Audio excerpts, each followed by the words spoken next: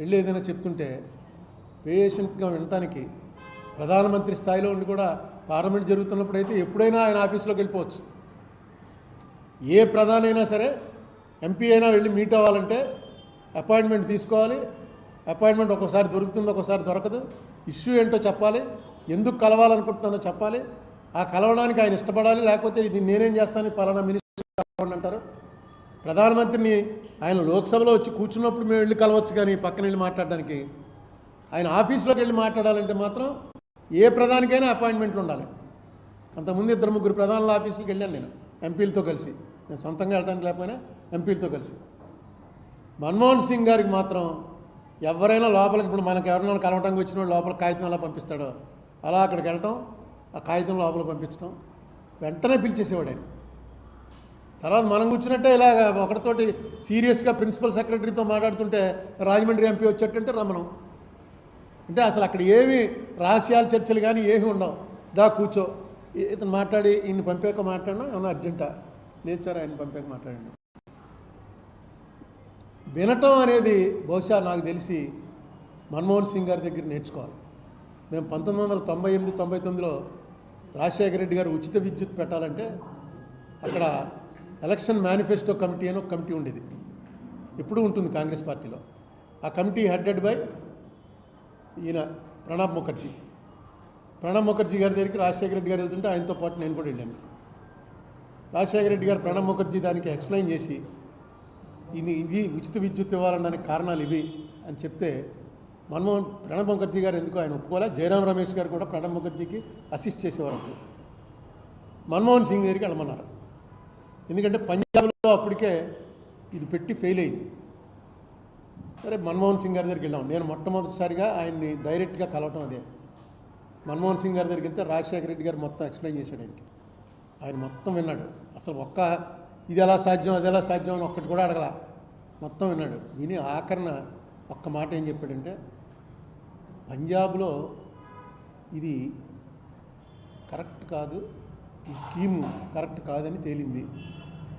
ఒకసారి పంజాబ్ నుంచి ఎందుకు అది అక్కడ ఫెయిల్ అయిందో తెప్పించుకొని చూసి, పర్వాలేదు అయినా సరే మనం పెట్టాలి అని అనుకుంటే you can go ahead, first Punjab నుంచి అవన్నీ తెప్పించుకో.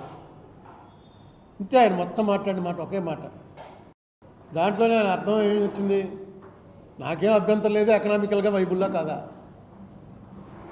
ఎకనామికల్ వైబిలిటీ అనేది top most priority Manmohan Singh గారికి. అటువంటి ఎన్ని మాటలు. ఇప్పుడు ఆయనకి పెద్ద పేరు, ఆయనకున్న పెద్ద జోక్ ఏంటంటే ఆయన మీద అసలు నోరెత్తనవాడు కూడా ప్రధానమంత్రి అవ్వచ్చని ప్రూవ్ చేసేవాడు, నోట్లో నాలుగు లేనివాడు కూడా ప్రధానమంత్రి అని ప్రూవ్ చేసేవాడు.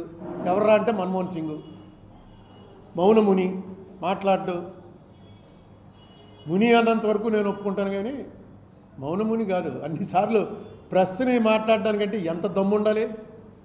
ప్రెస్ని పిలిచి ప్రతి నెలా ప్రెస్ మీట్ పెట్టాలంటే అంత దమ్మున్నటువంటి మనిషి. ఎందుకంటే తన సబ్జెక్ట్ మీద తనకి పూర్తిగా అవగాహన ఉంది, పూర్తిగా ఎక్స్ప్లెయిన్ చేయడానికి ఆయన ప్రొఫెసర్గా పనిచేశాడు. ప్రొఫెసర్గా పనిచేసి వచ్చినటువంటి వ్యక్తి. స్టూడెంట్స్కి ఎలా చెప్పాలో ఆయనకి తెలుసు. మీడియా అనేటప్పటికి డెఫినెట్గా చదువుకున్న వాళ్ళు వస్తారు, ఏం క్వశ్చన్ వేయాలో ప్రిపేర్ అయ్యి వస్తారు.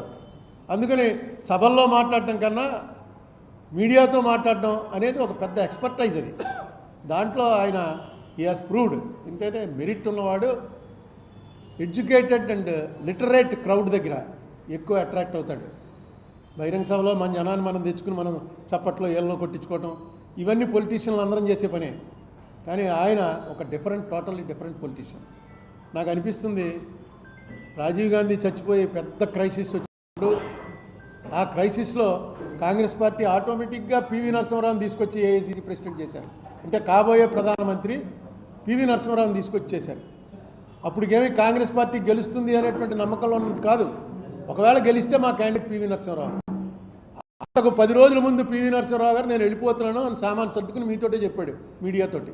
ఇదిగో అబ్బాయి, నా సామాను అంతా సర్దేశాను, ఈ ఎలక్షన్లో నేను ఈ ఎలక్షన్ టైంలో వదిలేసిపోతే మంచి మెసేజ్ వెళ్ళదని కూర్చున్నాను, నేను రిటైర్ అయిపోయాను, వెళ్ళిపోతున్నాను నేను.